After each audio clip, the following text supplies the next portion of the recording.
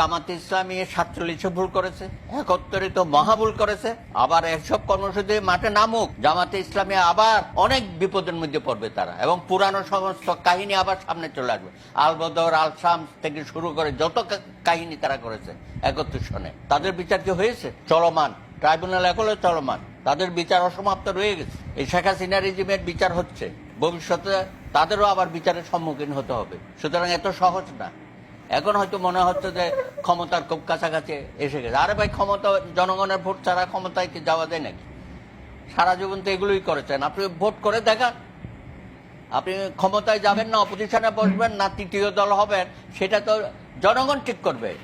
কিন্তু ওনাদের কথাবার্তায় হাবভাবে মনে হচ্ছে যে ওনারা বোধহয় অলরেডি ক্ষমতায় বসে গেছে এবং ইউনূস সাহেবকে দিয়ে সবকিছু করা যাবে। ইউনূস সাহেব কারো দাসত্ব মেনে নেওয়ার জন্য ওখানে বসে নাই। হ্যাঁ, এমনকি আমি বলবো এনসিপিও যেভাবে ইউনূস সাহেবকে বসা কাজ করাতে চায় সেটা আর সম্ভব হবে না। এটা প্রথম দিকে সম্ভব ছিল। সমস্ত আন্তর্জাতিক শক্তিগুলো এখন আমাদের দিকে তাকিয়ে আছে এবং সকলেরই একতা, একটা সুষ্ঠু গ্রহণযোগ্য অংশগ্রহণমূলক, মানে কি অংশগ্রহণ মানে জনগণের অংশগ্রহণমূলক।